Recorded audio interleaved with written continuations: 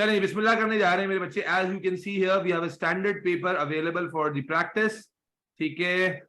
और तवज्जो रखनी है, it should be an interactive discussion. जो बातें भी अभी मैंने रिकॉल की, अगर उनमें से कोई बात आ जाती है तो बेटा मुंह बंद करके नहीं बैठे रहना है, बढ़ चढ़ के पार्टिसिपेट करना है।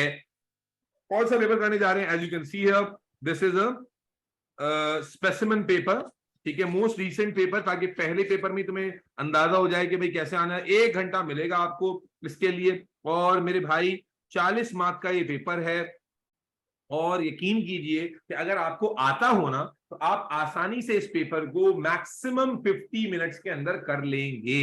50 मिनट के अंदर आराम से हो जाएगा ये पेपर, ठीक है, अगर आपको सारी बातें पता हो, सिर्फ सोच के लिखना हो। अच्छा एक बात और याद रखो मेरे बच्चे, एटीपी का गोल्डन रूल बना लो, कभी भी सवाल जब पढ़ेंगे ना, ये लिख लो अपने पास, रीड द क्वेश्चन ट्वाइस। मेरे बच्चे मैंने बहुत बहुत ज्यादा देखा है कि बच्चा आता हुआ क्वेश्चन जो है ना वो गलत कर देता है, क्योंकि उसने क्वेश्चन को पढ़ा नहीं होता, सही से समझा नहीं होता। बेटा एक क्वेश्चन को अटेम्प्ट करने से पहले 2 बार कम से, खासतौर पे जहां पर ज्यादा पैराग्राफ लिखे हुए ना, वहां 2 बार आपने क्वेश्चन पढ़ना है, फिर उसका मतलब समझना है, उसके बाद सवाल करना है, सोच लेना है कि लिखना क्या है मैंने। बगैर सोचे लिखोगे तो बेटा फिर क्या होगा, जगह भी इस्तेमाल हो जाएगी और जनाब आली तुम्हारे पॉइंट्स भी नहीं रहेंगे। यकीन करो इतना आसान पेपर होगा ये इंशाल्लाह, क्योंकि मार्किंग स्कीम में क्या है, जो 2 नंबर का भी सवाल है उसके 5-5 6-6 पॉइंट्स हैं, तो 5-6 पॉइंट थोड़ी लिखने हैं, उनमें से कोई दो भी तुक्के सही लगे तो 2 मार्क्स मिल जाएंगे। तो ये बड़ा लेस लाइकली है कि आपके 2 तुक्के भी ठीक ना लगे। चलिए बिस्मिल्लाह करते हैं। आप देख रहे हैं क्वेश्चन नंबर 1, क्वेश्चन नंबर 1 के बाद है क्वेश्चन नंबर 2 और क्वेश्चन नंबर 3 क्वेश्चन है इसके अंदर जो मैंने शुरू में जिक्र किया था, और उन्हीं पैटर्न पर जिन पैटर्न पर हमने बात की। शुरू कर रहे हैं अल्लाह के नाम लेकर। ग्लूकोज, भाई अभी मैंने बात की थी फूड टेस्ट आएगा, बोलो। Glucose is a reducing sugar. Yes, sir. क्या हमें ऑलरेडी पता है ग्लूकोज इज रिड्यूसिंग? क्या ग्लूकोज के अलावा मैं बता सकता हूँ फ्रक्टोज भी रिड्यूसिंग है, क्या गैलेक्टोज भी रिड्यूसिंग है, क्या माल्टोज भी रिड्यूसिंग है, क्या गैलेक्टोज या लैक्टोज भी रिड्यूसिंग है? All monosaccharides are reducing sugar, yes और नो? Yes, sir. Yes, यहाँ sir. संबख्ते ने आपको बता दिया कि बेनेडिक्ट सॉल्यूशन इस्तेमाल हो रहा है। अगर नहीं भी पता तो आपको पता है बेनेडिक्ट से टेस्ट करना है। और याद रखें Benedict, B for blue, Benedict is a blue solution and it is actually, chemistry वाले बच्चों, it is a solution of copper sulphate. Benedict is a solution of copper sulphate, ठीक है। चलो, ओहो, glucose is a reducing sugar, Benedict solution is used to test for the presence of reducing sugar, हमें already पता है। Describe आ गया ना, describe how would use Benedict solution to test for a reducing sugar in some fruit juice. आपके पास एक fruit juice है, ठीक है, उसके अंदर टेस्ट करना है। Include a suitable safety precaution, याद रखना बेनेडिक्ट के लिए टेम्परेचर अबव 80 जाना होता है, तो सेफ्टी प्रिकॉशन लेनी होगी नहीं लेनी होगी, बोलो। जी सर, वाटर बात कर लें। डेफिनेटली नहीं, सेफ्टी प्रिकॉशन क्या लेनी होगी भाई? वाटर बात कर लें लल्लू, वाटर बात तो कर लें आप जाहिर है डायरेक्ट हाथ से टच नहीं करोगे, आप होल्डर का इस्तेमाल करोगे, ग्लव्स का इस्तेमाल करोगे। तो बहरहाल आपको पहले पार्ट में क्या करना है, कितने नंबर का सवाल है? 3 नंबर का सवाल है, और आपको बेनेडिक्ट का टेस्ट बताना है। तो क्या करना होगा, डायग्राम अगर आपको याद हो, मैं पहले डायग्राम समझा देता हूं। तो सबसे पहले हमें एक टेस्ट ट्यूब चाहिए होगी, उस टेस्ट ट्यूब के अंदर हम क्या निकालेंगे? सम अमाउंट, बहुत ज्यादा अमाउंट निकाल लें, थोड़ी सी निकाल लें, तो चाहो तो आदत डालो वॉल्यूम लिखने की, तो आप लिखो 3 to 5 cm³ ऑफ, क्या निकालेंगे इसमें, बोलो? Fruit juice. और याद रखना जितना निकाला उतना ही इसमें क्या डाल देंगे, बोलो? Same volume of Benedict solution. क्या रिजल्ट आ जाएगा फौरन, बोलो? No. नहीं आ जाएगा। No, तो क्या करेंगे, इस टेस्ट ट्यूब को क्या करेंगे, वाटर बाथ देंगे। वाटर बाथ सेम होता है, डायरेक्ट हीटिंग में गड़बड़ हो सकती है, फटफटा सकते हैं, लेकिन वाटर बाथ यानी आपके पास गर्म पानी अवेलेबल होगा, ठीक है, जिसका टेम्परेचर जाहिर है अबव 80 होगा, आप उसमें वाटर बाथ दोगे थर्मोमीटर डाल के, और जब टेम्परेचर अबव 80 जाएगा या बॉइलिंग टेम्परेचर पे जाएंगे तो हम देखेंगे Benedict will give the positive result, that is the colour change from blue to green to yellow to orange to red. Is that clear? Yes, sir. दूसरी बात, आपको सेफ्टी प्रिकॉशन को उसने स्पेशली कहा है, तो आप क्या बताओगे भाई सेफ्टी प्रिकॉशंस में, कि यूज ग्लव्स, आई प्रोटेक्शन, क्योंकि हीट का इस्तेमाल हो रहा है ना, हाई रिस्क एक्सपेरिमेंट है, तो आप ग्लव्स का इस्तेमाल करोगे, आई प्रोटेक्शन यानी गॉगल्स का इस्तेमाल करोगे, ठीक है, और डायरेक्ट हीट को अवॉइड करोगे। ये इनमें से कोई भी बात लिखोगे तो चल जाएगा। तो हम इसको लिखते हैं। किसी ने पूछा था पॉइंट में लिख दें, देखो भाई पॉइंट में लिखने के लिए वैसे तो मार्किंग स्कीम में एक्सेप्ट हो जाता है पॉइंट में लिखना, लेकिन एग्जामिनर रिपोर्ट्स में हम जब देखते हैं ना, तो देयर आर क्वेश्चन जहां पॉइंट में एक्सेप्टेंस है, देयर आर क्वेश्चन जहां पर नहीं है।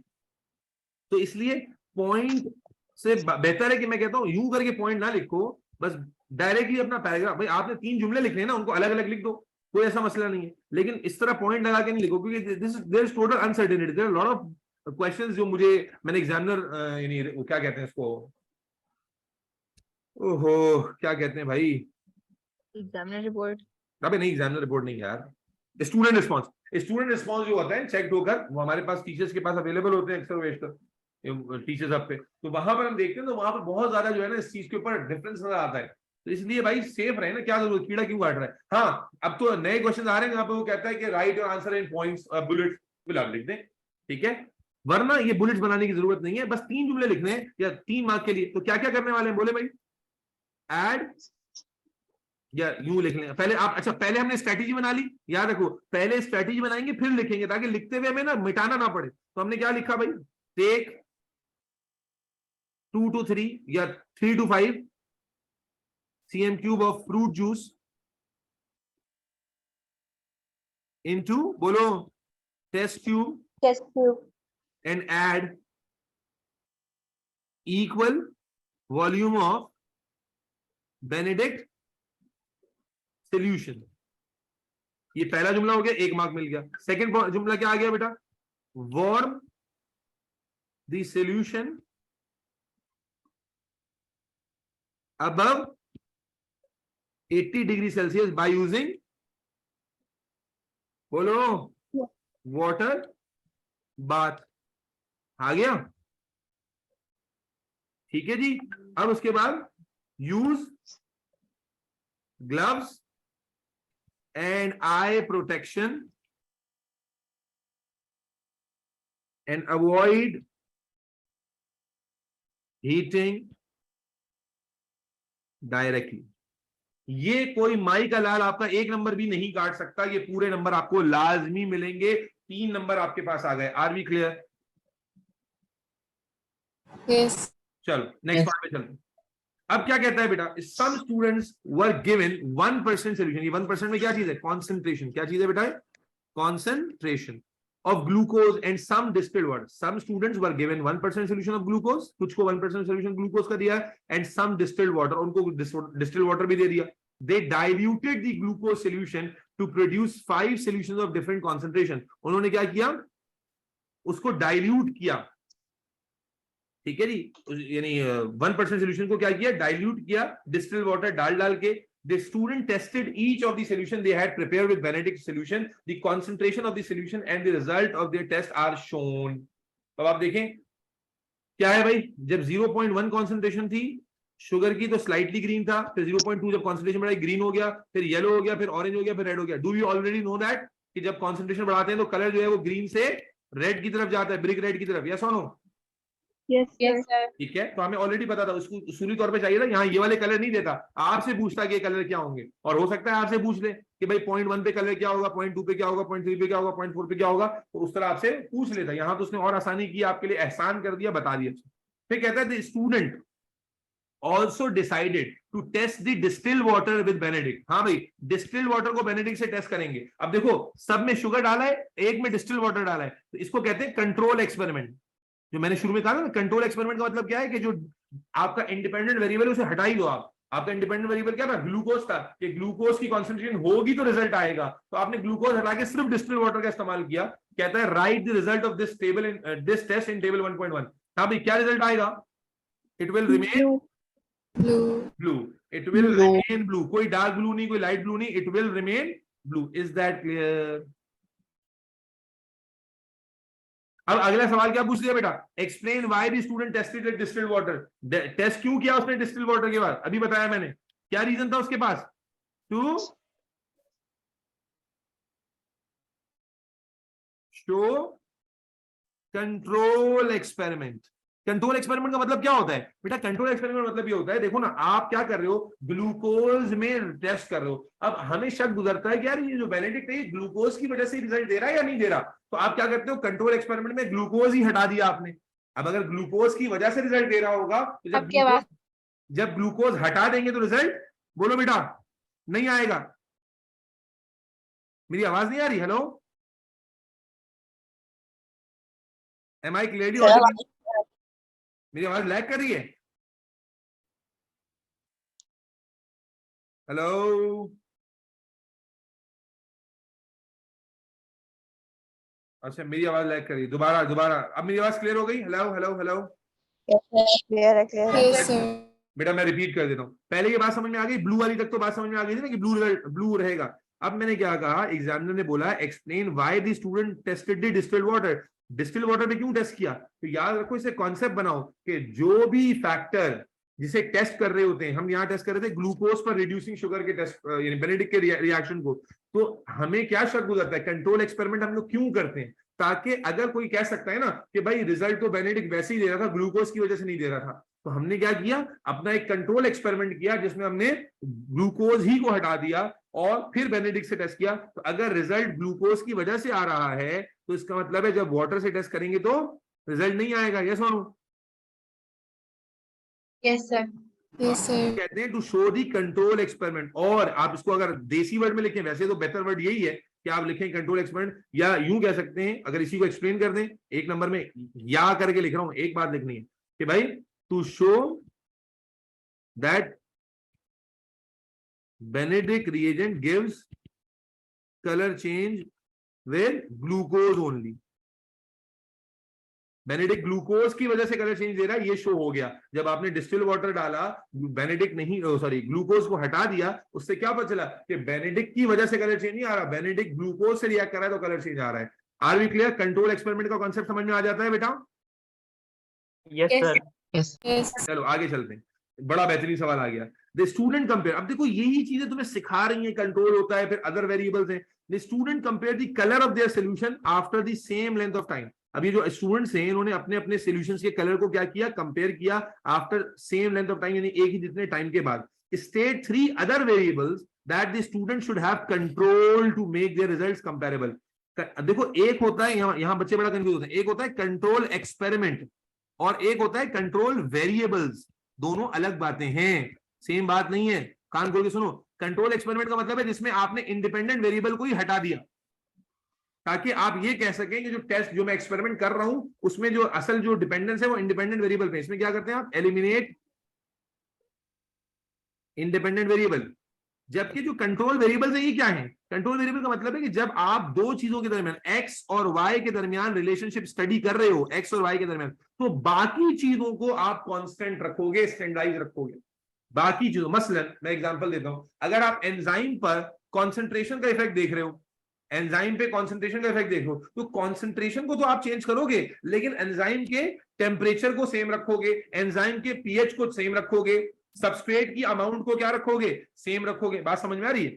जैसे आप लाइट इंटेंसिटी का इफेक्ट देख रहे हो फोटोसिंथेसिस पर, तो आप लाइट इंटेंसिटी को तो चेंज करोगे, आप टेम्परेचर को वहां भी सेम रखोगे, लीफ के सरफेस एरिया को सेम रखोगे, टाइप ऑफ लीफ को सेम, ताकि आपका एक्सपेरिमेंट स्टैंडर्डाइज हो पाए। बात समझ आ रही है नहीं आ रही? तो कंट्रोल वेरिएबल्स के मतलब ये होता है, ठीक है? तो मेरे बच्चे आपको यहां पर क्या बताना है, यही बताना है कि भाई कौन से 3 वेरिएबल्स हैं जो इसमें कंट्रोल रखे जाएंगे, स्टैंडर्डाइज रखे जाएंगे। जाहिर है शुरू में बताया, जरूरी है कि तीनों में वॉल्यूम जो डाला जाए, फ्रूट जो आपने फ्रूट जूस लिया है, फ्रूट जूस, वो वॉल्यूम ऑफ फ्रूट जूस सब में सेम होना चाहिए, नहीं होना चाहिए?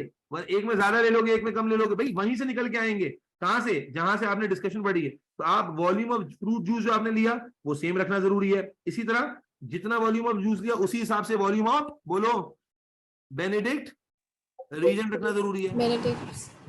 इसी तरह टेम्परेचर सबके लिए सेम रखना, बोलो, जरूरी है। यस और नो? इसके अलावा अगर आप कहें तो सबको जेंटल हीट देना जरूरी है। वैसे तो 3 लिखने हैं, लेकिन मैं इजाफी बता रहा हूं, जेंटल हीट देना जरूरी है। यस और नो?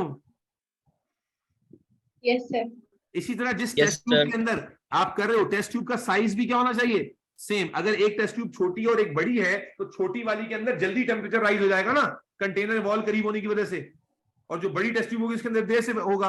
तो इसलिए टेम्परेचर तो लिख दिया ना बेटा, और भी फैक्टर्स हो सकते हैं, लेकिन असल आइडिया क्या समझना है बच्चों को हम लोगों को, कंट्रोल वेरिएबल का कॉन्सेप्ट, क्योंकि ये तो एक्सपेरिमेंट अलग होगा, और ज्यादातर एक्सपेरिमेंट में वॉल्यूम, याद रखो, मैं रट्टा लगवा दूं तुम लोगों को, चलो याद रखो, जब भी कंट्रोल वेरिएबल की बात आएगी, या तो वॉल्यूम होगा, या कॉन्सेंट्रेशन होगा, या टेम्परेचर होगा, या पीएच होगा, या साइज होगा, या सरफेस एरिया होगा। ये 4-5 कंट्रोल फैक्टर्स हैं जो हर जगह अप्लाई हो जाएंगे, size, surface area, volume, concentration, temperature, pressure. ठीक है, हाँ, तो सेम हीटिंग मेथड तो है ही ना, जो टेम्परेचर जब हम करके टेम्परेचर ऑफ वाटर बात कर लें तो बस वो कवर हो गया, एक ही बात को बार बार नहीं लिखेंगे। ठीक है, वॉल्यूम और कॉन्सेंट्रेशन ये लिख सकते थे। ठीक है बेटा, आगे चल रहा हूं बेटा, 3 नंबर मिल गए यहाँ पर। The students were then provided with a glucose solution X। अब स्टूडेंट्स को क्या किया, एक ग्लूकोज सोल्यूशन X दे दिया ऑफ अननोन कॉन्सेंट्रेशन, इसकी कॉन्सेंट्रेशन नहीं पता। They repeated the Benedict reagent test, Benedict test in exactly the same way. They decided that the result was a yellowish orange color। अब बड़ा आसान है भाई, yellowish orange color, देखना यहां पर येलो कलर आ रहा था 0.3 पर, और ऑरेंज आ रहा था 0.4 पर। अगर येलोइश ऑरेंज आ रहा है, इसका मतलब है जो कॉन्सेंट्रेशन होगी, जो अननोन है, वो किसके दरमियान होगी, 0.3 और 0.4 के दरमियान। यस और नो? Yes, sir. क्या कहते हो, बिटवीन 0.3 टू 0.4। अब कोई भी वैल्यू तुम लिख सकते हो अगर उसने पूछी है। तो क्या पूछा है उसने, using the results in table 1.1, जो ऊपर टेबल था, suggest what you can conclude about the percentage concentration of glucose in solution x, explain how you reach this conclusion. तो आप कंक्लूजन पहले दे दो, कंक्लूजन क्या होगा, सॉल्यूशन एक्स, बोलो, solution x has glucose concentration of, बोलो ना यार, 0.3. कोई भी वैल्यू ले लो, 0.35 ले लो, चलो 0.35%। अब वो कहेगा कि भाई आप इस कंक्लूजन पे पहुंचे कैसे हो, तो क्या रीजन, क्या देख के पहुंचे कि येलोइश ऑरेंज कलर क्या था, इंटरमीडिएट था बिटवीन 0.3 एंड 0.4। तो यही बात लिख दोगे, solution x show intermediate colour between concentrations 0.3 and 0.4 from table, बोलो 1.1। Is that clear? Yes, sir. Yes, sir. बेटा देख लो, सारा फूड टेस्ट पे चल रहा है अभी तक सवाल। आगे चलो, the student found it difficult to decide the exact color of solution X after testing it with Benedict solution. कहता है स्टूडेंट को थोड़ी सी मुश्किल होना शुरू हो गई कि एग्जैक्ट कलर क्या है बेनेडिक्ट सोल्यूशन के अंदर, सोल्यूशन एक्स का। सजेस्ट अ रीजन, पीछे से पढ़ते हुए आओगे ना तो बेटा बहुत अच्छे से, जैसे अगर कोई दरमियान में जुड़े तो वो बोलेगा सर पता नहीं क्या करा रहे हैं। ठीक है जी, तो अब क्या कहता है कि suggest a reason for this difficulty and a method which could be used to improve their confidence in deciding the color। यानी कहता है कि भाई डिफिकल्टी क्या हो रही है कलर रीड करने में, और फिर इसको इंप्रूव करने के लिए हम क्या कर सकते हैं। जी कॉमन सेंस है, इमेजिन कीजिए क्या डिफिकल्टी है। Many students are expressing color in different way. देखो बेटा, नंबर 1, जब कलर का कोई भी सवाल आए, हो सकता है और कोई सवाल आ जाए, तो याद रखिए colour observation may differ for different person। एक ही बंदा, दो अलग अलग बंदे एक ही कलर को देख रहे होते हैं, लेकिन उनकी ऑब्जर्वेशन और उनकी आई पिगमेंटेशन की वजह से they are not perceiving the colour same. तो colour observation may differ for different persons। इसी तरह नो स्टैंडर्ड कलर चार्ट, ये बहुत इंपॉर्टेंट पॉइंट है, ये आगे भी काम आ सकता है। देखो जैसे अभी आप तो बच्चे हो, लेकिन पता नहीं घर में कभी देखा हो, प्रेगनेंसी टेस्ट होता है जी, या यूरिन डिप टेस्ट होता है, तो उसके अंदर जब आप लेकर आते हो ना डिवाइस, तो आपको एक कलर चार्ट दिया हुआ होता है। कलर चार्ट में बहुत सारे, जैसे अगर घर में पेंट हुआ हो तो पेंट में देखा है, पेंट का कलर चार्ट आता है कि कौन सा पेंट कराना है, तो वहां पर क्या होता है एग्जैक्टली डिफरेंस नजर आ रहा होता है। जब दो कलर कंपैरिजन में होते हैं तो एग्जैक्ट डिफरेंस नजर आ रहा होता है। तो मेरे बच्चे, no standard colour chart is there. तो अगर कलर चार्ट भी नहीं है और अलग अलग लोग ऑब्जर्व कर रहे हैं तो डेफिनेटली, क्योंकि स्टूडेंट नहीं है, स्टूडेंट्स हैं, तो अलग अलग स्टूडेंट्स हैं, तो हो सकता है कोई कह रहा है नहीं यार येलोइश ग्रीन नहीं, ये थोड़ा सा ना ऑरेंज ज्यादा लग रहा है, कोई कह रहा है नहीं यार ब्राउन लग रहा है, कोई कह रहा है नहीं यार ये येलो ज्यादा लग रहा है, तो डिफरेंस ऑफ ऑब्जर्वेशन आ जाता है। तो डिफिकल्टी क्या होती है, याद रखिए जब भी कलर ऑब्जर्वेशन हम कर रहे हैं कहीं पर भी, तो कलर चार्ट अगर होता है तो उससे बेहतरी आ जाती है, वरना ऑब्जर्वेशन जो है मे डिफर फॉर डिफरेंट पर्सन, क्योंकि ये कलर काफी क्लोज हैं। Is that clear? Yes, sir. ठीक है। Yes, sir. उसके बाद उसने क्या कहा, इंप्रूवमेंट कैसे करेंगे? तो या तो अभी मैंने एक जुगाड़ तो वैसे ही बता दी, क्या इंप्रूवमेंट तरीका हो सकता है? स्टैंडर्ड कलर चार्ट में B use for better observation, या फिर एक काम क्या करें, ये तो एक काम ये हो सकता है, या एक ही बात लिखनी है, मैं दूसरी भी लिख रहा हूं, तो यहां पर मसला क्या आ रहा है, मल्टीपल स्टूडेंट्स ले रहे हैं ना, तो या तो क्या होगा, single person observe all the colours, कि एक ही बंदा जो है वो सारे कलर चेंजेस देखे तो फिर वो डिफरेंशिएट कर सकता है। अगर अलग अलग बंदे कर रहे हैं तो डिफरेंस हो सकता है ओपिनियन के अंदर। तो कलर ऑब्जर्वेशन याद रखिएगा, आगे भी जाके हो सकता है प्लांट के उसमें आ जाए, तो कलर ऑब्जर्वेशन डिफरेंट पर्सन के लिए डिफर करती है। और याद रखिए, जब भी कलर आपने कहीं देखना है किसी भी चीज के अंदर, तो standard comparison of colour chart would be the most helpful way to tell the exact colour. Is that clear बच्चों? Yes, sir. चलो, describe how the student could use 1% glucose. हा, ये आ गया नई चीज सीखने वाली बेटा। मैंने बहुत सारी चीजें जो अब है ना पेपर के साथ सिखा दूंगा। How a student could use 1% glucose. 1% glucose chemistry में भी काम आएगा ये। केमिस्ट्री वालों दुआएं दोगे मुझे बाद में। 1% glucose to produce 5 cm³ of 0.45% glucose. क्या कह रहे हैं, 1% ग्लूकोज से कितना परसेंट ग्लूकोज बनाना है? 0.5। क्या करना है? डाइल्यूट करना है। क्या करना है? बोलो, डाइल्यूट करना है। अब मेरे बच्चे याद रखो, जब डाइल्यूशन का सवाल आ जाए तो बेटा डाइल्यूशन में सिखा देता हूं, केमिस्ट्री में भी काम आएगी और बायोलॉजी में भी काम आ रही है। डाइल्यूशन करने के लिए आपके पास फॉर्मूला होता है C1V1 is equal to C2V2। उसको अप्लाई करना सीख लो। C1V1, C1 क्या होती है बेटा? C1 होती है original concentration, original concentration. V1 क्या होता है? Volume that has to be taken, that has to be taken. C2 क्या होती है? कॉन्सेंट्रेशन नीडेड टू, बहुत इंपॉर्टेंट बात है, नीडेड टू बी प्रिपेयर्ड। ये डाइल्यूशन बता रहा हूं। और वॉल्यूम V2 क्या होता है? वॉल्यूम, कहां चला गया?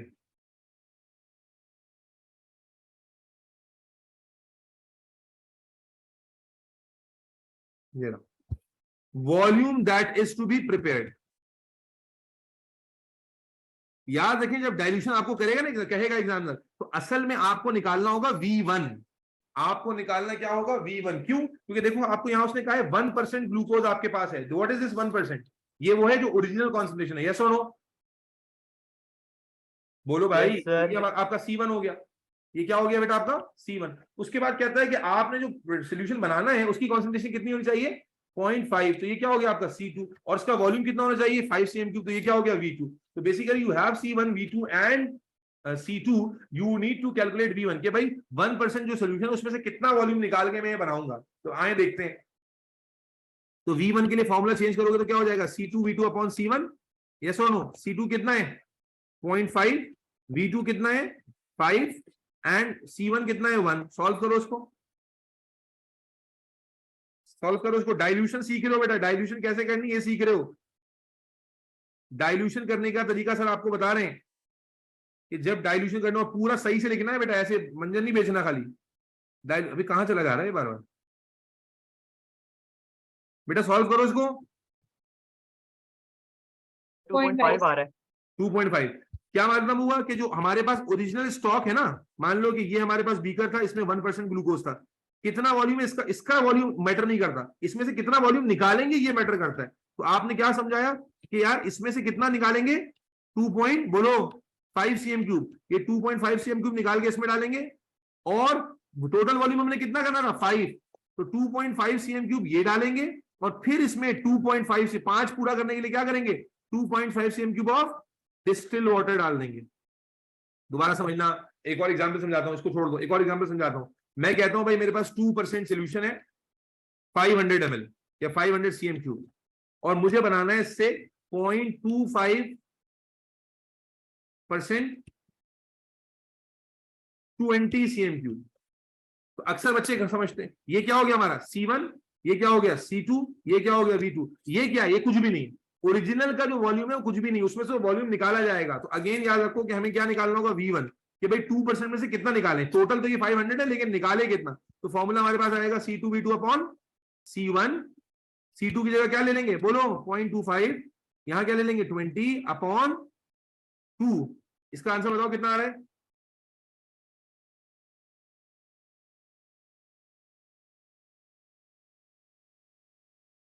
आंसर बताओ कितना आ रहा है।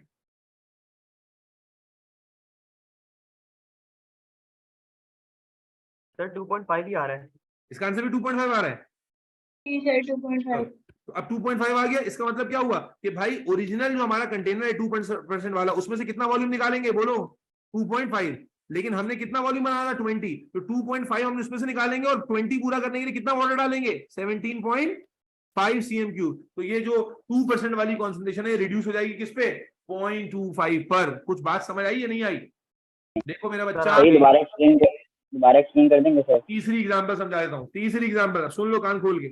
आपको कहा गया कि भाई एक सोल्यूशन है 5% का, 5% स्टॉक सोल्यूशन है, और उसको डाइल्यूट करना है 2% पे। आपको कहता है 5% ओरिजिनल सोल्यूशन है, कितना है भाई, आपसे कहता है 700 ml है, 700 cm3 है, ये ओरिजिनल वैल्यू दी हुई है। उसको कहता है कि आप डाइल्यूट कर दें इसको, इसकी कंसंट्रेशन को रिड्यूस कर दें 2%, और कितना सैंपल तैयार करना है आपने, लेट्स से सैंपल तैयार करना है, अल्लाह आपका भला करे, वो कहता है कि आपने 15 cm3 का सैंपल तैयार करना है। अब आपको मैंने क्या बताया, डाइल्यूशन जो तुम्हारे सिलेबस में नहीं आई, पहले नहीं थी डाइल्यूशन, ये भी अभी आई है, और लाजमी अल्लाह करे कि आ जाए, क्योंकि तुम सीख भी रहे हो, क्योंकि और ये नया टॉपिक भी है तो आना चाहिए इसको। तो मैंने क्या कहा, डाइल्यूशन के लिए जो आप फॉर्मूला इस्तेमाल करेंगे वो है C1V1 = C2V2। ठीक है। इसमें C1V1 क्या है ये पता होना चाहिए। V1 आप निकालते हो, V1 वो वॉल्यूम होता है जो आपने इसमें से, जो कंटेनर है ना 5% वाला, इसमें से कितना वॉल्यूम निकालना है और दूसरे बीकर में कितना डालना है और फिर कितना पानी डालना है, इसके लिए जो वॉल्यूम है ना वो V1 है, V1। तो आप V1 कैसे निकालते हो, ये आपका C1 हो जाता है, जो ओरिजिनल कॉन्सेंट्रेशन है, जो कॉन्सेंट्रेशन तैयार करनी है वो C2 हो जाता है, और जितना वॉल्यूम होना चाहिए वो आपका V2 हो जाता है। तो आप फिर से अप्लाई करो इसके ऊपर, क्या हो जाएगा, V1 = C2V2 upon V1, sorry C1, V1 = C2V2 upon C1 का फॉर्मूला। अब C2 की वैल्यू कितनी थी बताओ, 2, V2 की वैल्यू कितनी थी 15, और C1 की वैल्यू कितनी थी 5। सॉल्व करो इसको। 6 cm3। कितना आ रहा है, 6 नहीं आवाज कट रही है, बोलो 6 सर। 6 cm3। क्या मतलब हुआ बेटा कि आप ये जो 5% का स्टॉक है इसमें से कितना पिपेट आउट करोगे, 6 cm3, और टोटल वॉल्यूम कितना क्रिएट करना है आपने, वॉल्यूम कितना चाहिए था 15। तो 6 cm3 आप इसमें से निकालोगे, स्टॉक में से, यहां से, और इसको 15 करने के लिए कितना इसमें पानी डाल लोगे, 15 करने के लिए कितना वाटर डालोगे, 9 5 और 4 9 cm3। तो बेटा अगर 5% को 2% पे डाइल्यूट करना है, 5% को 2% पे डाइल्यूट करना है, तो कैलकुलेशन से आपने क्या सीखा कि 6 cm3 आप ले लोगे स्टॉक में से, 6 cm3 ले लोगे ओरिजिनल सोल्यूशन में से, और उसमें 9 cm3 ऑफ डिस्टिल्ड वाटर डाल दोगे। Is that clear. तो ये मैंने 3 एग्जांपल से बात समझाई कि बेटा फॉर्मूला जो आप अप्लाई करते हैं दैट इज C1V1 = C2V2, और इससे आप V1 निकालते हैं। V1 वो वॉल्यूम होता है जो ओरिजिनल में से आपने निकालना होता है, और फिर जितना वॉल्यूम है उसे पूरा करने के लिए रिमेनिंग डिस्टिल वाटर डालना होता है। ठीक है सर, एंड की चीज वापसी समझाते कि 9 सेंटीमीटर क्यों डाला डिस्टिल्ड वाटर। देखो V1 6 cm3 आ गया ना, और उसने क्या कहा था कि आपको जो सोल्यूशन प्रिपेयर करना है वो 2% हो, 15 cm3 हो। तो 6 cm3 आंसर आने का मतलब क्या हुआ कि इसमें से, इस कंटेनर में से you will pipette out 6 cm3। ठीक है, यहां डाला 6 cm3, और उसके बाद 15 cm3 पूरा करने के लिए 6 में कितना ऐड करेंगे, 15 हो जाए, तो 9 cm3 डिस्टिल्ड वाटर इसमें ऐड कर दें, तो ये टोटल 15 cm3 हो जाएगा, diluted 15 cm3। Is that clear. Yes sir, thank you. इसी चीज को यहाँ अप्लाई कर लो, बड़ा इंपॉर्टेंट कॉन्सेप्ट है, और ये अच्छा हुआ इस पेपर में हमने डिस्कस कर लिया। तो अब आ जाओ, दोबारा से करते हैं। मैंने साइड में वर्किंग तो कर ली थी, लेकिन अब आपको समझ में आ गया डाइल्यूशन है। अब इसको डेटा को लेबल करवाओ। ये क्या हो गया हमारा C1, ये क्या हो गया हमारा V2, और ये हमारा हो गया C2। तो आप क्या, आपको बताना है कि भाई डिस्क्राइब हाउ द स्टूडेंट, कैसे करेगा। तो आपने कैलकुलेशन की, दोबारा से कैलकुलेशन कर लो। आपने निकालना होता है V1, फॉर्मूला क्या बनता है, C2V2 अपॉन C1। C2 कितना है बेटा, 0. बोलो 5, और V2 कितना है 5 और V1 कितना है 1। सॉल्व करें तो कितना आ रहा है 2.5 cm क्यूब। तो मालूम हुआ कि भाई क्या करेंगे, tip it out 2.5 cm cube of 1% glucose in a beaker. Instrument या ऑपरेटर का जिक्र करते जाएंगे। और अब ये तो 2.5 आया, अब बनाना था 5 cm क्यूब, तो 5 cm क्यूब कैसे पूरा करेंगे बच्चों? अब्दुल मोइज रहमा 2.5 और डाल देंगे। 2.5 क्या डालेंगे पूरा तो बताओ। And add Distilled water. 5 cm cube Very distilled good. water. Distilled water. 2.5 cm cube of distilled water to make it 5 cm. ये आपको मिल गया नंबर। ठीक है जी, डाइल्यूशन आपने अच्छा हुआ कवर कर ली। डाइल्यूशन बहुत इंपॉर्टेंट है और बच्चों को बहुत ज्यादा गड़बड़ रखती है। याद रखना डाइल्यूशन में फॉर्मूला क्या है और फिर इसमें V1 निकालते हैं, बट V1 वो वॉल्यूम होता है जो हमने ओरिजिनल में से निकालना है। फिर जो वॉल्यूम प्रिपेयर करना है उसमें जो रिमेनिंग होता है वो डिस्टिल वाटर से पूरा होता है। जैसे कि 3 एग्जांपल्स में मैंने दिखाया कि किस तरह से ये काम करेगा। जो V1 का आंसर है that has to be taken out from the original solution and the remaining volume must be completed through adding distilled water. Am I clear? Sir हमसे V1 ही पूछेगा ना? जी जी, आपसे नहीं, ये V1 ही निकालना होता है। बोले सर ये जो कैलकुलेशन है ये हमें एग्जाम में करनी होगी? जी जी, जाहिर सी बात है, क्या मतलब है, क्या बात कर रहे हो? नहीं मतलब दिखानी होगी एग्जामिनर को फिर? नहीं, आप अपना रफ में करोगे, ठीक है। और ये स्टेप्स, ये मैंने स्टेप्स कहाँ से लिखे हैं, ऐसे लिखे हैं ना, कैलकुलेशन करके। आप अपने रफ में करोगे, फिर वहां से कंक्लूड करोगे स्टेप्स को।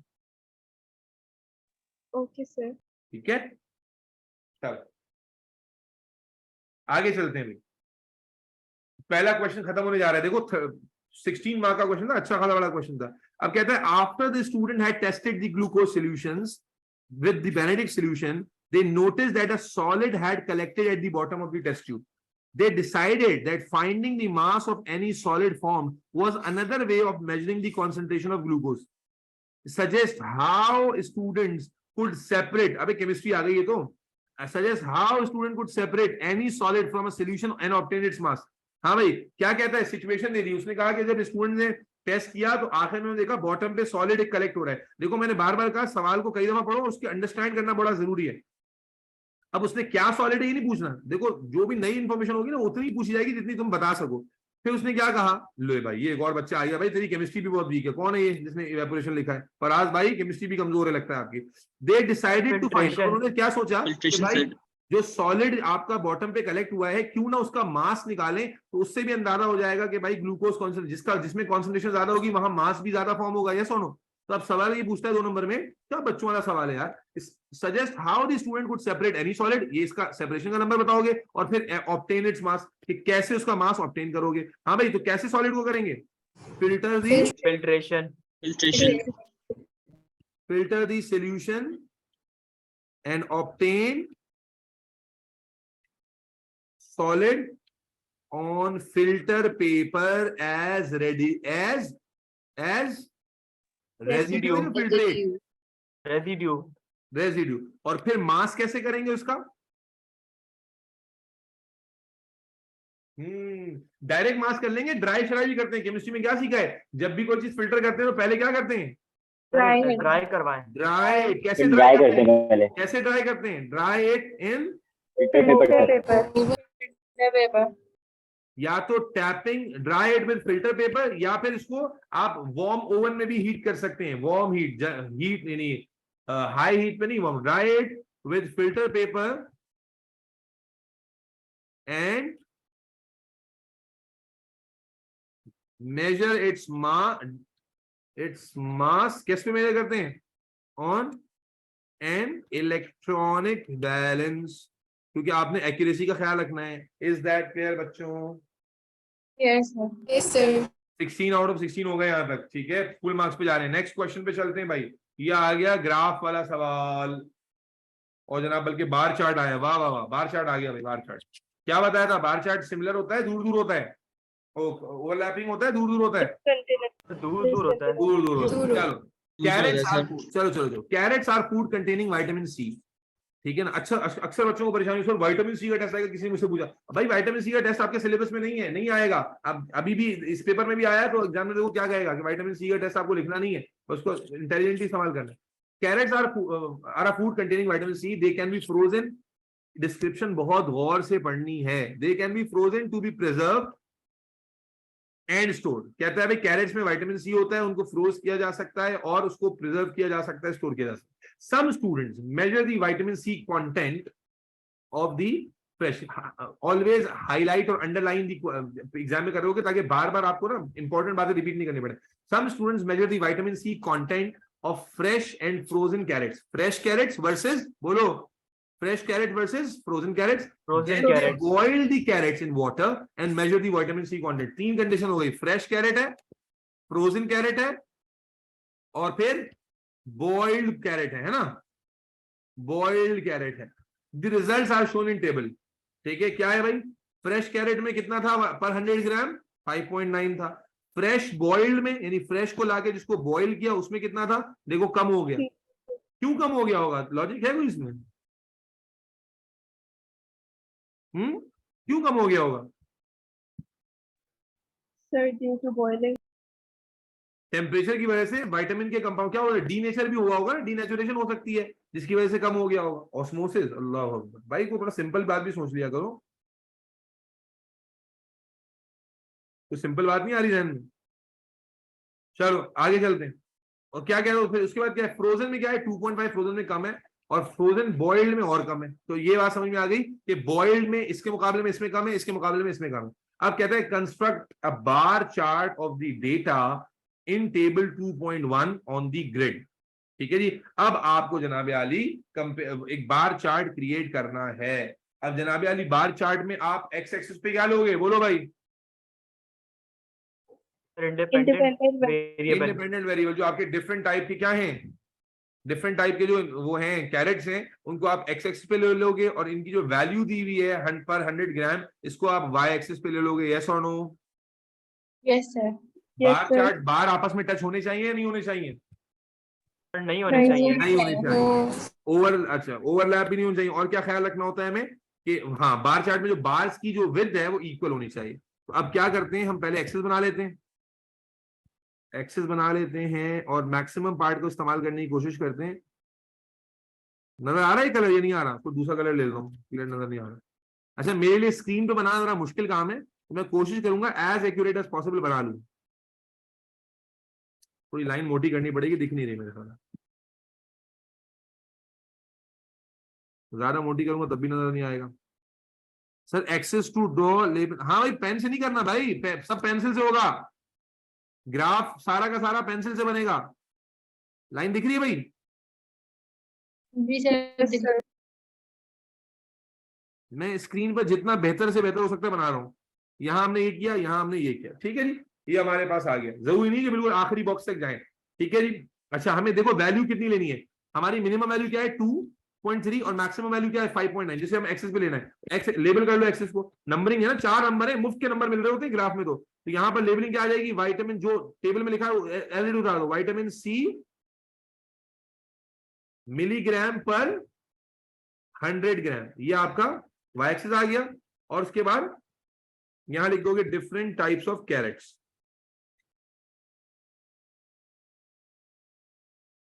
ठीक है, एक्स एक्सिस पे आ गया। अब स्केल ले लो, तो अब स्केल से वाई एक्सिस का लेंगे हम, क्या ले रहे हैं वाई एक्सिस में, मिनिमम वैल्यू 2.3 और हमें मैक्सिमम इस्तेमाल करना है। तो उसका मतलब मैक्सिमम वैल्यू हमारी कहां तक जा रही है, 6 तक जा रही है। तो अगर मैं, अब मेरे पास जगह बहुत कम है, अगर मैं समझ लीजिए, अल्लाह आपका भला करे, 1 2 3 4 5, अगर 5 बॉक्सेस को 1 यूनिट लूं तो ये 1 बनेगा, फिर 1 2 3 4 5 ये 2 बनेगा, ये 3 बनेगा, ये 4 बनेगा, ये 5 बनेगा और ये 6 बनेगा। सारी वैल्यू आ जाएंगे और मैक्सिमम ग्राफ भी इस्तेमाल हो जाएगा। अगर मैं 5 स्मॉल बॉक्सेस को 1 यूनिट ले लूं, बोलो 5 small boxes yes sir. On y axis is, physics में तो तुम लोग मुझसे ज्यादा ग्राफ बनाते हो यार बायो से, इज 1 यूनिट। चाहो तो 1 आर्बिट्री यूनिट भी लिख सकते हो, सेफेस्ट वर्ड है, ठीक है जी।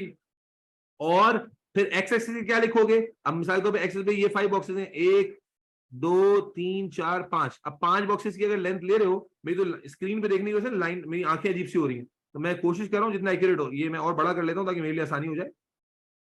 ठीक है, तो अब देखो, अब अगर मैं बार की लेंथ लेने जा रहा हूं तो मान लें कि 1 2 3 4 5 बॉक्सेस हैं ये वाले, तो 5 बॉक्सेस को एक बार की width of each bar is equal to 5 boxes। ठीक है, अब हमारे पास एक बार का यहां आ गया, फिर थोड़ा गैप दे देंगे, फिर 5 बॉक्सेस के लिए लेंगे 1 2, थोड़ा गैप देना जरूरी है और इक्वल गैप हो जरूरी है, 1 2 3 4 5, ये 5 बॉक्सेस आ गए। इसी तरह फिर 1 2 3 4 5, ये 5 बॉक्सेस आ गए, और उसके बाद फिर 1 2 3 4 5, ये 5 बॉक्सेस आ गए। ठीक है जी, अब आप समझ गए बेटा, बात समझ में आ रही कैसे बनाना है या नहीं आ रही बात? सर आ रही है समझ में?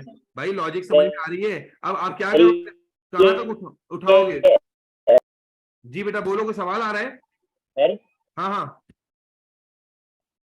सर, ये जो आपने वाई एक्सिस और एक्स एक्सिस की जो लाइनें बनाई है पिंक कलर की, ये भी ड्रॉ करना इंपॉर्टेंट है? ये तो एक्सिस है ना, एक्सिस तो बनाना ही पड़ेगा बेटा। सर डायरेक्ट इसी ग्राफ पर प्लॉट नहीं कर सकते नंबर? ना ना ना ना भाई, नहीं करना है, अल्लाह के वली, नहीं नहीं नहीं नहीं, ये सब निकाल नहीं करना। एक्सेस का नंबर है भाई मार्किंग स्कीम में, करेक्ट एक्सेस एक्सेस और वाई एक्सेस। अगर आप ये कर, हाँ तुम ये कर सकते हो कि इसी के ऊपर लाइन बना लेते यूं करके, ये तो ठीक है, लेकिन आप ये बनाओ नहीं और इसी को लाइन मान लो, गलत हो जाएगा, एक नंबर लूज हो जाएगा। ठीक है, तो अब एक बार कहां तक जाएगा? 5 पॉइंट बोलो, 5.9 तक जाएगा। सर हम अलग अलग कैरेट्स की टाइप नहीं लिख सकते? अलग अलग तो लिखेंगे, क्या लिखेंगे? ये 5.9 तक भाई, यहाँ पर आप लिखोगे ना फ्रेश, ये आ गए, पहली कैटेगरी क्या थी? फ्रेश। 5.9 तक फ्रेश। भाई तुम लोग की आवाज बहुत लैग हो रही है। अच्छा ठीक है, आई बात समझ में? ये फ्रेश के लिए आ गया ना, लिख तो रहे। इसी तरह फिर दूसरा वाला क्या था? वैल्यू थी 3.6। अब 3.6 आप देख कर करोगे, मैं थोड़ा सा अंदाजे से कर रहा हूँ क्योंकि स्क्रीन पर 3.6 रीड करना ही मुश्किल है। तो जनाब अली, ये जनाब दूसरा बार जाएगा, कहां तक जाएगा? लॉजिक समझ आ रही है नहीं आ रही? 3.6 तक चला जाएगा। इसी तरह तीसरा बार कहां जाएगा? यहां लिख जाओगे, ये कौन सा था? Fresh and boiled. फिर तीसरा बार कहां तक जा रहा है बेटा? 2.5, तो उसको 2.5 पे छोड़ दोगे, मान लेते हैं 2.5 ये वाला पॉइंट है। और लास्टली कौन सा था भाई? फ्रोजन एंड बॉइल्ड, वो 2.3 तक चला जाएगा, तो इसको 2.3 पे छोड़ लेते हैं। एक्स एक्सिस पे 5 का डिफरेंस क्यों लिया? आपके बड़ा भाई, क्या आप क्या लेते? 5 नहीं ले, फिर कितना लेना चाह रही हूँ? सर कुछ भी ले सकते हैं, मैं सब कुछ भी पूछना ले चाह रही सकते हूँ। हैं, लेकिन आप इतना छोटा नहीं ले लेना मेरे बच्चा कि ग्राफ का मैक्सिमम इतना इस्तेमाल ना हो, because we want to use maximum part of the graph. इसीलिए हम याद रखें, स्केल कोशिश करेंगे बड़े से बड़ा लें ताकि ग्राफ मैक्सिमम पार्ट इस्तेमाल हो। अगर आप 5 की जगह 3 बॉक्सेस लोगे तो और हो सकता है आधे में खत्म हो जाता। फिर ग्राफ अगर 75% से ज्यादा इस्तेमाल नहीं हो तो मार्क्स कटेंगे आपके। ठीक है, ठीक है सर। वैसे कुछ भी ले सकते हैं। तो ये फ्रेशली बॉइल्ड था, फिर ये फ्रोजन था, और ये फ्रोजन एंड बॉइल्ड था। बात समझ में आ गई बेटा? ये इस तरह से बार चार्ट कंप्लीट होगा। क्लियर है? अरे बोलो भाई, clear? Hello Vaniya, okay. Yes sir, clear. 4 number है बेटा, 4 नंबर। अगर मैं तुम्हें पॉइंट्स बताऊं ना, स्कोरिंग के पॉइंट्स, तो इसमें बेटा सबसे पहले तो आपको एक्सेस लेवल करने का पॉइंट मिलेगा, 1 नंबर मिलेगा। उसके बाद more than 75% of the grid इस्तेमाल हुआ तो दूसरा नंबर मिल जाएगा। फिर वैल्यूज की प्लॉटिंग सही हुई तो तीसरा नंबर मिलेगा, और उसके बाद बार जब टच नहीं हो रहे होंगे और इक्वल विथ के होंगे, चौथा नंबर मिलेगा। ये 4 नंबर है, चारों नंबर आपको मिल जाएंगे इंशाल्लाह। फिर आ जाओ, state which boiled carrots contain the most vitamin C. हाँ जी, क्या कहता है भाई? हाँ जी, कौन सा बॉइल्ड कैरेट ने मोस्ट विटामिन सी था? Fresh and boiled. ठीक है। State 2 conclusions that student could reach from these results. जी, 2 कंक्लूजन बताइए मेरे बच्चे। जब कंक्लूजन का सवाल होता है ना, जो डेटा गिवन होता है उसी को देखकर बताते हैं। जो डेटा गिवन होता है उसी को देखकर बताते हैं। अब आपको डेटा में क्या दिख रहा है? वापस चलते हैं डेटा पे। डेटा में आपको दिख रहा है जब कैरेट फ्रेश था, तो विटामिन सी ज्यादा था। जब उसे फ्रीज किया तो विटामिन सी क्या हो गया? कम। फिर आपको एक और चीज क्या दिख रही है कि जब कैरेट बॉइल्ड नहीं था जब कैरेट बॉइल्ड नहीं था तब विटामिन सी ज्यादा था, और जब बॉयल हो गया तो विटामिन सी इसमें भी कम हो गया और इसमें भी कम हो गया। यस और नो? Yes, sir. तो क्या करूंगा मैंने? Yes sir. फ्रेश देख के बनाना है, फ्रेश कैरेट्स। सर B1 में तो सिर्फ फ्रेश का ऑप्शन आना चाहिए ना, B1 में? B के 1 में हाँ हाँ सिर्फ हाँ, आंसर फ्रेश वाला होना चाहिए ना, क्योंकि जी, जी, सबसे जी। ज्यादा नहीं विटामिन नहीं नहीं नहीं नहीं, लिखा है ना स्टेट विच बॉइल्ड कैरेट्स, लिखा हुआ तो है। Okay okay. क्या हो गया तुम लोगों को यार? मैं सुबह से क्लास दे रहा हूँ, मेरी आंखें आगे पीछे हो रही है, तुम लोग को भी अल्लाह की बंद थोड़ा सा ऐसा ना करो। फ्रेश कैरेट्स हैव मोर, पहली कंक्लूजन क्या मिली? Have more vitamin C content, और दूसरा देन फ्रोजन, और दूसरा कंक्लूजन क्या मिला? बॉइलिंग, बोलो, decreases the vitamin C content in both fresh and Frozen frozen carrots. carrots. Myra Wagle, कुछ समझ में आ रहा है? ऊपर से जा रहा है मायरा? मायरा है क्लास में? जी सर। हाँ चलो भाई, अब आ गया ये वो सवाल, ये देख लो, ये आ गया वो सवाल जिसका हुआ बना हुआ है 6 नंबर का, प्लानिंग प्लानिंग प्लानिंग। ठीक है, और ये टेस्ट भी कौन सा आया? विटामिन सी का, जो आपने पढ़ा ही नहीं है। अब देखें क्या कहता है एग्जाम में। अच्छा जी, अब सवाल आ गया, कैरेट्स कैन बी कुक्ड। अब सवाल देखो बेटा, इस बात पे भरोसा रखो कि तुम्हें जो सिलेबस में नहीं है वो नहीं आएगा, और अगर आएगा तो उस तरह से आएगा कि तुम फिर भी कर सको। Carrots can be cooked by heating them in an oven और by boiling them in water. कहता है, इंफॉर्मेशन दे रहा है कि कह रहा है कैरेट्स को कुक किया जा सकता है या तो ओवन में हीट करके या फिर पानी में बॉइल करके। You want to investigate the effect of these two cooking methods on the vitamin C content of the cooked carrots. Describe how you would do this investigation. पहले समझना कि मेरा बच्चा, कैरेट में करना क्या है, इस सिचुएशन समझना बड़ा जरूरी है कि कैरेट के साथ हमने क्या करना है। उसने कहा कुकिंग 2 तरह से हो सकती है। कौन कौन सी 2 तरह से बेटा?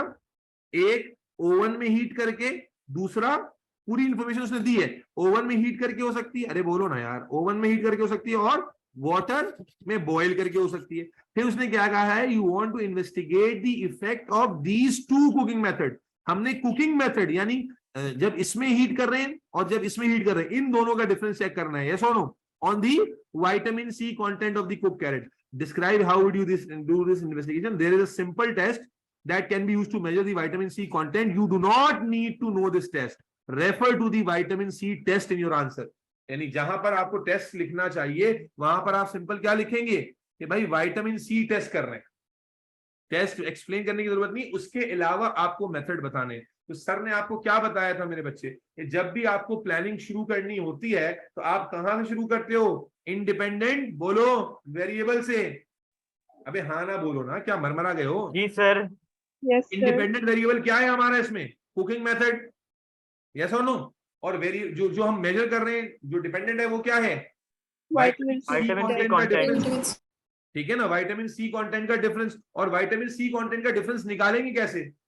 कैसे पता चलेगा? ऊपर के ग्राफ से कुछ अंदाजा हो रहा है? ऊपर विटामिन सी किस यूनिट में निकाला था उसने? मिलीग्राम में। तो मेजरमेंट ऑफ मास किससे होती है? Electronic balance. बैलेंस से। मेरे बच्चे क्या सिनेरियो होगा? पहले सिनेरियो को इमेजिन करो फिर लिखेंगे। इसका मतलब क्या हुआ कि तुम्हें 2 कैरेट चाहिए होंगे। क्या ख्याल है? 2 कैरेट चाहिए होंगे जो कि सेम टाइप के हों, सेम मास के हों, क्योंकि आपको स्टैंडर्डाइजेशन करनी होगी। याद रखिए, जब भी प्लांट हो, कोई भी चीज हो जिसमें 2 हो, तो दोनों का मास, दोनों की एज, दोनों की क्वालिटी क्या होनी चाहिए? सेम होनी चाहिए या नहीं?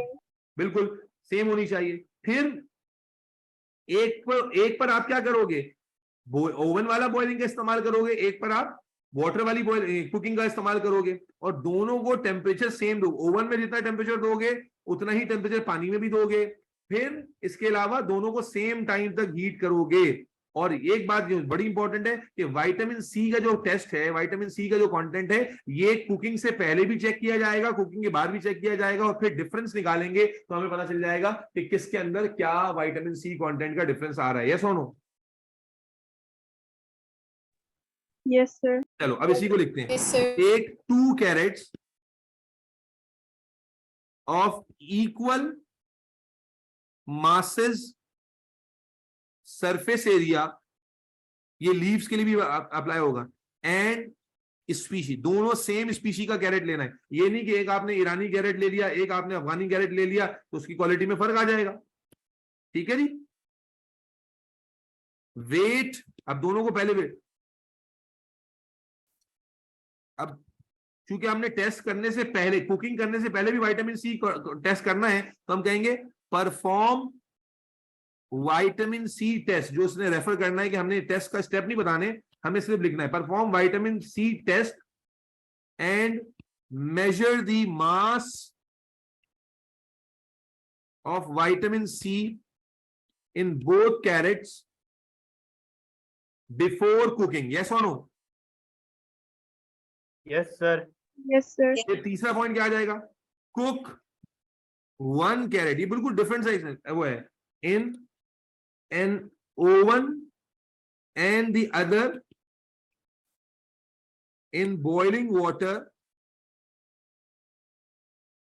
at same temperature for same time, at same temperature for same time। फिर चौथा पॉइंट क्या आ गया? Then allow them to settle at room temperature. याद रखें, जब भी किसी चीज को गर्म करेंगे, मेजरमेंट करने से पहले रूम टेम्परेचर पे ले आएंगे। ये बात केमिस्ट्री बायोलॉजी दोनों में अप्लाई होती है। क्या कहा मैंने? जब भी किसी केमिस्ट्री या फिजिक्स या बायोलॉजी के एक्सपेरिमेंट में किसी चीज को गर्म करेंगे, तो गरम गरम में वेट नहीं करते, सेफ्टी की वजह से भी नहीं करते, और आपको पता है गर्मी की वजह से एक्सपेंशन होती है, तो आपको एक्यूरेट वेट नहीं मिलता। अगर कहीं गरम गरम कर लिया तो वेट में एरर आ सकता है, इसलिए पहले इसको कूल डाउन होने देते हैं। To settle at room temperature and then perform vitamin C test again and measure the mass of vitamin C in both carrots after cooking। Is that clear? Yes, sir. Reliability sir. कैसे increase करेंगे? Reliability, अगर हम आखिर में reliability लिखते हैं, repeat the, बोलो, experiment Multiple times. Multiple times to increase reliability. बेटा सारे पॉइंट्स अलग अलग कलर में लिखे हैं, कुछ अंदाजा हो रहा है कैसे करना है? देखो, आप सोच सोच के नहीं लिख सकते, आपको सिचुएशन एक बार सोचनी पड़ेगी, फिर लिखोगे तो स्मूथली लिख पाओगे। Are we good to go? बात समझ आती है? Yes, sir.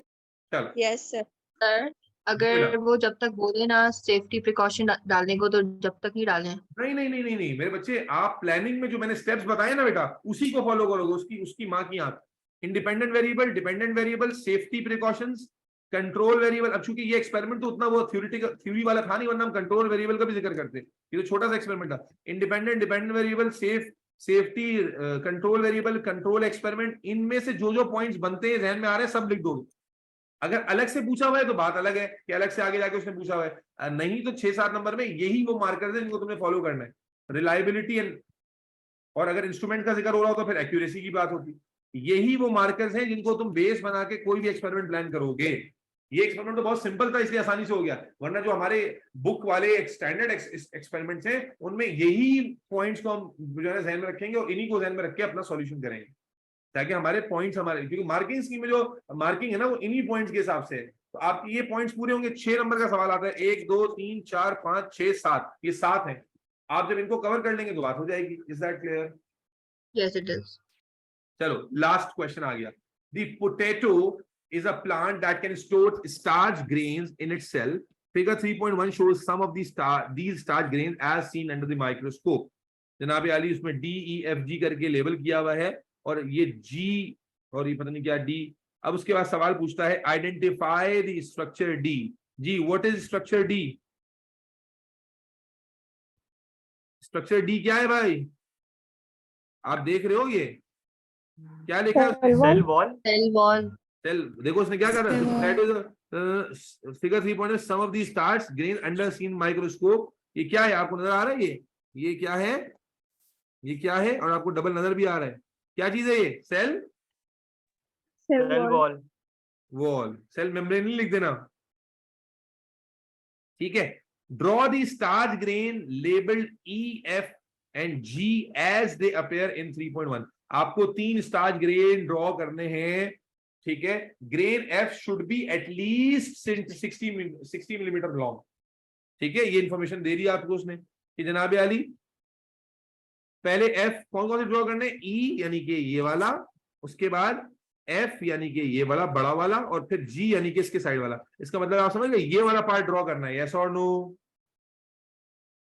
Yes, sir. और फिर उसने ये भी बताया कि एटलीस्ट 60 मिलीमीटर, यानी इससे बड़ा भी बना सकते हैं। तो अगर आप और शेप देख लें, आप तो मैं ऊपर नीचे कर रहा हूं, आप तो एक दफा पेज देख के बनाएंगे तो आसानी से बना सकते हैं। कैसे बना देंगे बेटा? मैक्सिमम एरिया इस्तेमाल करना है, 60 मिलीमीटर ज्यादा लाजमी बड़ा बना हुआ है ये।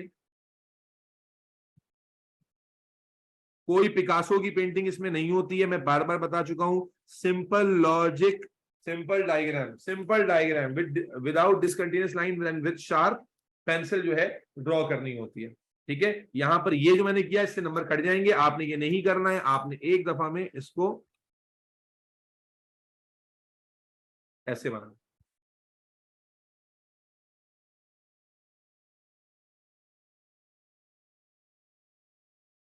डबल लाइन पे भी नंबर कटेगा, इसी की प्रैक्टिस करनी है जनाब,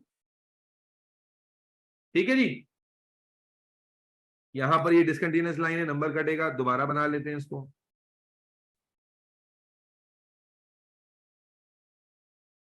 line should not be discontinuous बेटा, आप देखकर बनाओगे, बड़ा बनाना है। सर ये स्क्वायर आउटलाइन नहीं बनाएंगे, कौन सी स्क्वायर आउटलाइन बेटा, कौन सी स्क्वायर आउटलाइन? नहीं नहीं भाई, अल्लाह के वली क्या कर रहे हो, कोई शेडिंग वेडिंग नहीं करनी है भाई, वो तो शेड आ रहा है इसमें। अब उसके बाद क्या कहता है, on your drawing draw a line to indicate the maximum length. हाँ भाई, अब अपनी ड्राइंग पे मैक्सिमम लेंथ इंडिकेट करनी है, measure this length and record it in, देख लो मिलीमीटर में रिकॉर्ड करना है। तो आप क्या करोगे, मैक्सिमम लेंथ कहाँ आएगी, आप स्केल रखोगे, मेरे पास स्केल नहीं है तो मैं ऐसे ही बना रहा हूं, ये यहां पर मैक्सिमम लेंथ आ जाएगी, बोलो। Yes, sir. आप अपनी कॉपी पे रखोगे और इसकी लेंथ निकाल लोगे, आप इसको कॉपी पे रखोगे। भाई सेल वॉल कैसे आया, क्या मतलब है यार, ये इतना वाज़ेह डायग्राम तो बनी हुई है, क्या नजर नहीं आ रहा है? ये एक सेल बना हुआ है, फिर इसके साथ ये दूसरा सेल बना हुआ है, प्लांट सेल है ना भाई। अच्छा, तो मैक्सिमम लेंथ है भाई, इसको मेजर करो, कितना आएगा? सर जी बेटा। ये जो आपने मैक्सिमम लाइन बनाई है, ये भी पेंसिल से बनानी है ना? हाँ जी बेटा, डायग्राम पे सारा काम पेंसिल से करना है, अल्लाह की वली। यार ये स्केल कैसे इस्तेमाल होता है, मेरे पास स्केल आ तो रहा है लेकिन इसका इस्तेमाल मुझे नहीं पता कैसे करना होता है। आप अपनी अगर बना रहे हो अपनी कॉपी पर या मेरी अपनी स्क्रीन पर रख के बता सको तो शायद आसानी हो जाए कुछ। इस स्केल का तो इस्तेमाल जो है ना मजेदार हो नहीं रहा।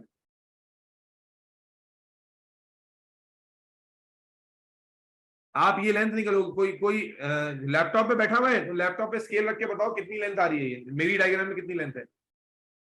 सेंटीमीटर में बता दो पहले।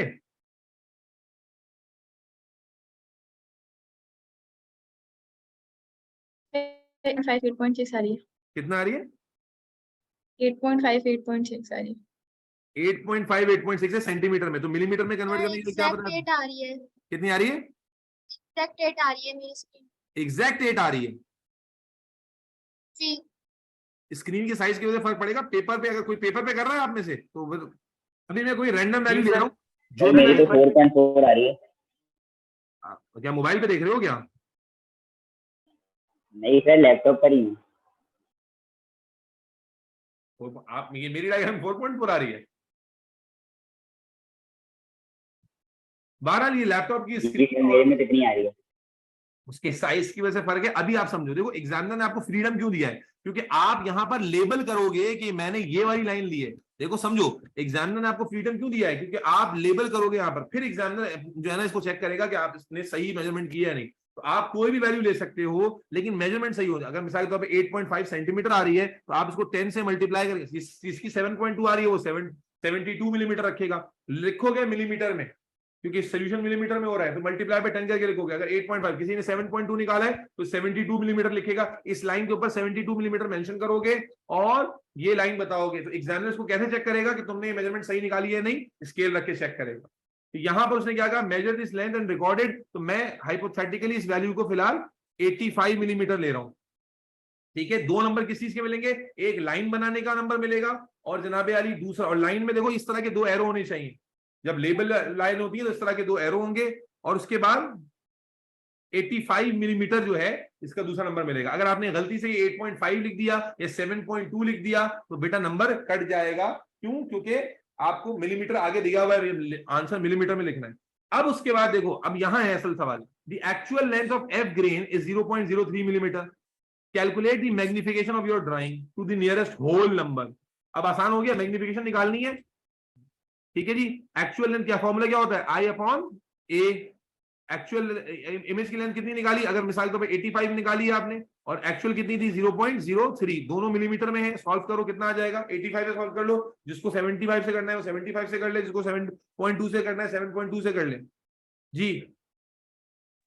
Sir, 2833.33. 833.33.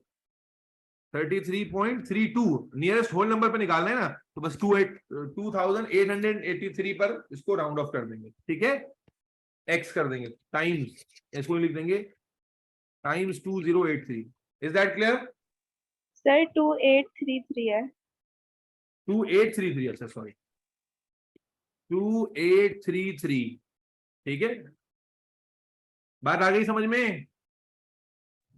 Yes, sir. Yes sir, clear है। लास्ट क्वेश्चन आ गया।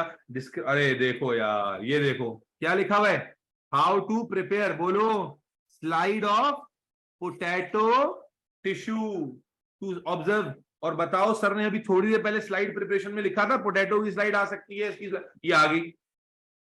हाँ भाई, कैसे प्रिपेयर करते हैं स्लाइड बताओ, वर्बली स्टेप बताओ, फिर लिखेंगे। क्या करना होगा सबसे पहले, बोलो। सबसे पहले स्लाइड को क्लीन करें, करना पड़ेगा। ग्लास स्लाइड लेंगे, क्लीन करेंगे, उसके बाद पोटैटो के थिनेस्ट स्लाइड्स काटेंगे। जो थिनेस्ट स्लाइड्स होगा उसे एरिया को मार्क करेंगे स्लाइड पर, वहां रखेंगे, स्टेन करेंगे, कवर स्लिप लगाएंगे। कवर स्लिप लगाते हुए इस बात का ध्यान रखेंगे कि एयर बबल ना आ जाए, और उसके बाद उसे ऑब्जर्व कर लेंगे। यस और नो? Yes, sir. यही स्टेप है ना, रटे रटाए।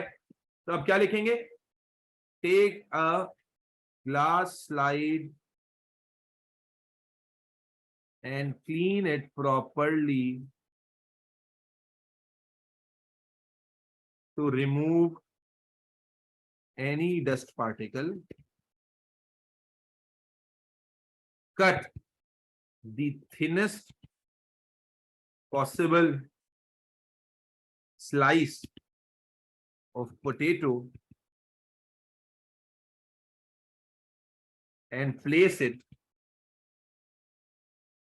on a marked area on slide. Stain किससे करेंगे, यहां पर स्टार्च ग्रेन देखना है। स्टार्च ग्रेन देखने के लिए डाई का नाम लिखेंगे, कौन सी डाई में नजर आएगा, iodine. Very good, iodine solution on the slice and cover it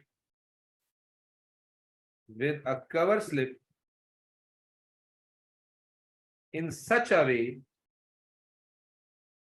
that no air bubble is trapped.